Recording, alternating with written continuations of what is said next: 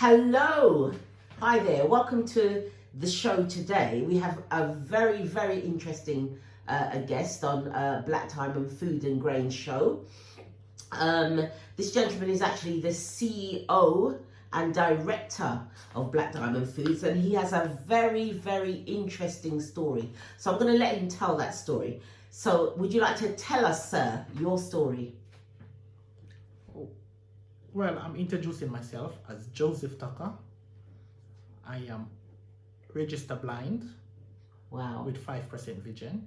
So you're registered blind. So you're the CEO of a company and you're registered blind. Isn't that amazing? Yes, so amazing. So amazing. Continue telling us your story. Yes, so since 2001, I was running my own company as Bunnies for Ladies Fashion. And Bunnies for Ladies in Fashion, we cater for all ladies, clothes, dress, everything within fashion for ladies. Right.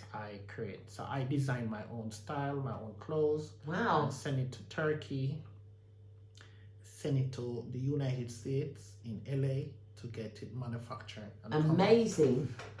and come back to London. That was a growing business starting from my house. So I get on the street and own my own store. So I end up with one store.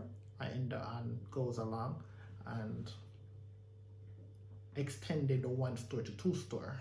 So you're telling me that you started a home business, grew it, and then grew it to having actually two shop fronts on the high street. Amazing. Yes, and that was before I go blind. Oh goodness. So in the process of that, I was working so hard and traveling, every week. I've been traveling to the United States and Turkey, France and all of these places to get my own fashion. I think put things all together, all the fashion to what I can get together, and create my own show window and my own fashion show. So I've done that. So in the middle of that, in 2003 going to 4, I keep on having headaches and dull vision. Late 2004, I realized I go to fashion show in LA and was in the middle of the fashion show and I started to feel uncomfortable with headaches and stuff like that. Right. So I finished the fashion show, go through it, and then when I come back to London, within that week I come back to London, I realize something is still happening. So a friend of mine see me and asked me, why is it my eye so red? So someone pointed out to you something. Yeah. So I go to the optician, and the optician, Specsavers, when they see me, the doctor see me there, they say to me, I need to go to the hospital and emergency. So I go to Moorfield and he give me a letter and I take it there. Is that Moorfield Eye Hospital in London? Yes. Right. And I take it there, and since I take it there, they start to run some tests and they realize it's glaucoma. And goodness. They put me on to. What was that like, actually hearing that diagnosis? That must have been quite shocking. Well, I never know what is glaucoma, but when the doctor say you're going blind, and of course you're off, you're going blind very fast. So it was like shocking. Was like make me feel nervous, made me start to feel low in myself, like tears come to my eye. Why, going blind? So I'm saying, oh my God, I'm gonna walk with a cane. So I start to think about everything what I was like, a blind person. Yes. So it's like they start the treatment. So the treatment started up until 2005. They recommend they have to do an operation, an emergency operation to slow down the fuel of my brain. Yes. And my optical nerve. So they've done that, and since that, it just moving fast, very aggressive glaucoma. I see. And I go blind. Oh, goodness. During the process of that, I fall in a depression. Yes. Everything was waiting there. I have a partner, and my partner she wasn't understanding what was going on.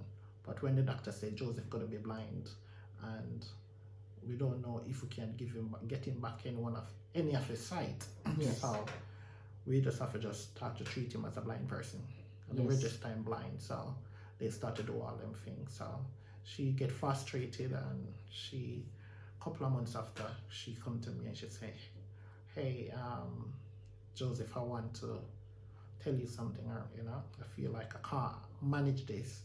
Because Yeah, I think I kind of, as you're talking, I'm listening to what you're saying, and I think if we all put ourselves in the position, we don't know what we would do, and it's unfortunate, but I'm sure she made a decision that benefited her, because your story actually takes quite a dramatic turn, doesn't it? After Yes. this, so can you go on and tell us a bit more? So we end up, she come to me and said, "I want to come out of a relationship. I want to walk away and make you get somebody to help you run your business and stuff." Right. She does see herself, having a blind man in her life. Don't Yeah. know how to deal with a blind person. Yes. Don't know how to support me. Right. She don't know, so she rather just walk away to get and make me get on with my life and Right. stuff like that. It was heartbreaking because at the time I was like into this wind, fall of love. Oh, that's one. You were in love. You were in love with your partner, and but the decision she made was what she felt at that time, and it's really important that we don't sort of bash her as somebody, but totally understanding from your perspective. So after she left, what sort of feelings what was sort of happening to you? Well, it break me down, and I go down in the gutters with depression, suicidal thoughts, and everything start to fall apart. There and then, I realized I couldn't manage the store. I never have nobody to fill the gap to take over the store. And Yes. even though I asked her to stay, she never, wanted to stay. So the store went. I did have to close down the store. Both stores did have to close down, lay off the staff, them, send them home, and just start to think about me and my treatment. Right. So that just take me into coming home and sit down, and behind that closing door has a blind person, and just there.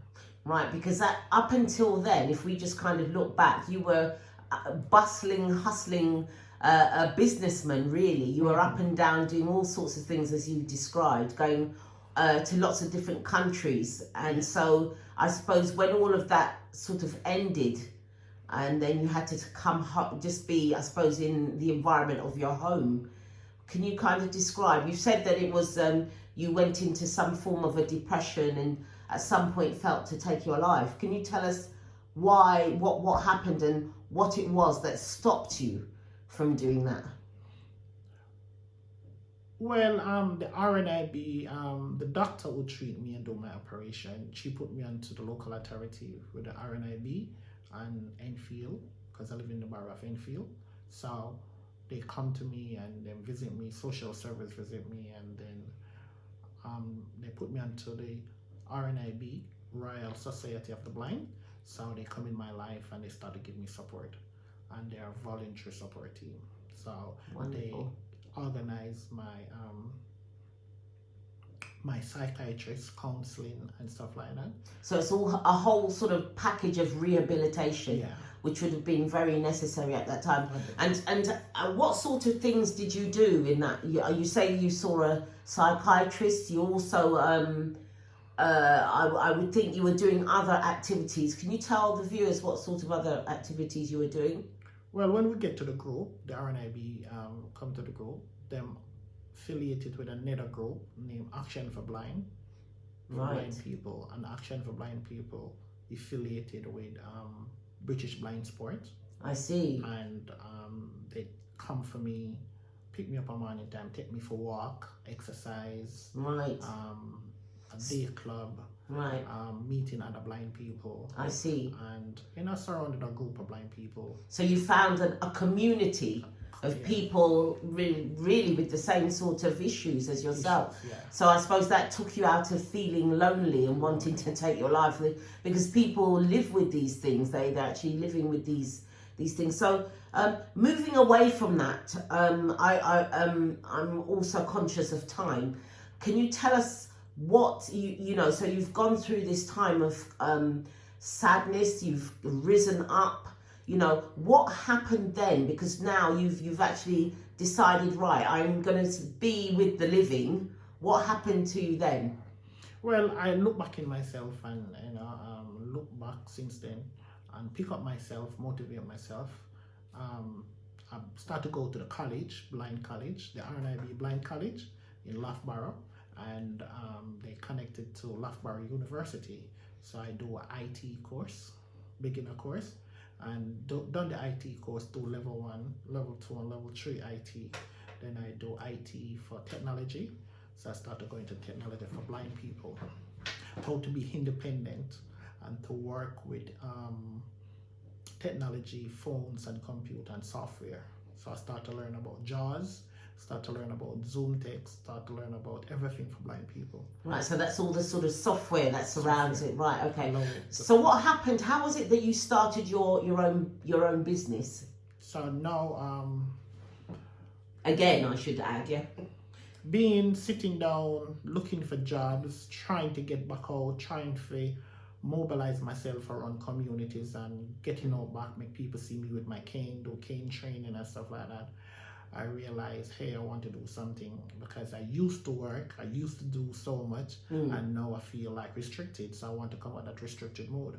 Because I suppose trying to get a job, people can be quite closed or focus on the fact that you are just a man with a cane, and they're probably thinking, how do I use him in my business? So you thought to yourself, well, if they're going to treat me like that, it's time to do my own thing again. So now I think when I do loads of application for job as a store assistant, everybody look down on me, you know, think, how can you be a store assistant and you can't see? So they never know. I was trying to tell them, say, hey, we have technology, like we have a magnified glass where my phone can be magnified, my phone can be speak to me, I have all the software, I have all the tools. They never trust me because they said I was a hazard in their business. So I just come back home and sit down and was thinking about it and say, hey, I'm going to start to create my own business and thinking about my business. So going to the supermarket, buying my own food and stuff like that, thinking about all sort of stuff. So my brother introduced tobacco to me as a business and give it a try, and we'll come up with the name Black Diamond Leaf. Register Black Diamond Leaf in Jamaica in 2015 and go out there trying to put this tobacco thing together. It never worked. And I come back 2016 and look back on other things. 2017 I'm back to Jamaica, and then I come back and then I started if I'm out there talking to people about tobacco, I can be out there talking to people about food. Wow. So food was my first love when I'm going to school and graduated from school. That's right. You said you have a background as a chef, actually. Yeah, so back then I was a chef before I becomes a designer. Right. So I'm saying, all right, then if you go back into a kitchen, it's not going to work, but I'm going to look at dry food. So dry food and healthy food what comes up in my mind. So granola, peanuts and stuff like that is healthy food. So I was like looking for food to support me, how to build back my nerves, how to build, giving me back my level up back my eyesight and what sort of food I can eat to give back my sight. I see. So I look in Lidl's, all the supermarket around me, and I find grains and start to get involved in grains, start to study about grains and start to create a lot of dish and a lot of porridge and breakfast cereal and thing out of it. Wow, sounds exciting. Yeah, so there and then I come up with the idea, hey, I can get this to Jamaica to sell. So I start to send samples out there in Jamaica and start to call up people, send them the sample, ask them if they would make me to supply them as a supplier, being a supplier, to support the supplying business. So they said yes, and I started. I get my brother involved this time and we start the business. Starting the business, I start to buy all these package off the supermarket shelf. Then I realized that buying it from the supermarket shelf is so expensive, so I want to get into the wholesale. So I start to call around again and start to think about, so we come up with the name Black Diamond Food, and so I have to create a company named Black Diamond Food. So I create the company named Black Diamond Food, get it registered and everything, and then start to look for support. I start to talk to, call up one day within my lonely space and start to call up a whole company and research all the granola, peanuts and stuff like that. And then I end up So you were at first doing all this on your own? by my own. So it was something to do while I'm home, sitting down, not doing nothing. Right. So I give myself a task every day. I do something. Wonderful. So I do the research, and I get people in, like my friends, telling them about the idea, and they start to support me and encourage me. So now I create my own, I do a research how to create your own packaging and how to have your own label. So that's branding now. So you're doing your own branding. Amazing. So one day I was on the road coming from a meeting with RNIB, and we was talking about company, and they was suggesting go to the British Library and research how to brand your stuff. So I go there and I get some advice from a young lady, and she told me everything about branding. So you're getting really quite good support, but this country offers a lot of help, doesn't it, for people who want to start out, and especially for somebody like yourself. Yeah, I give God thanks. I live in the Amen. UK now, away from Jamaica. Jamaica is my first love, and that is my growing up space in Jamaica. But coming to the UK is my second home, and I realized this is where I get all my opportunities, and all the opportunities open to you. Just take it and run with it. So I know right now in Britain they have a lot of support for blind people, disability people, and they're willing to support you. So I go back again and call up the RNIB. How can I be able to get support doing my own business? And they tell me to go to the government umbrella, access to work under the DWP, and I speak to them and them say yes, they can get me some support. That's amazing. I think this is going to be part one of our interview, because you have so much, and I'm sure there are lots of viewers out there very, very, very interested in what you're saying. I'm sure there's people who are in the same position as you, with even family members that are quite concerned how to pull their loved ones out of depression, and you're actually showing how you fought through. So what we're going to do, we're going to bring this interview as part one, and we're going to bring a second part to continue and tell everyone how far you've gone. So thank you for this part, Joseph. Speak to you soon. Bye-bye. Bye.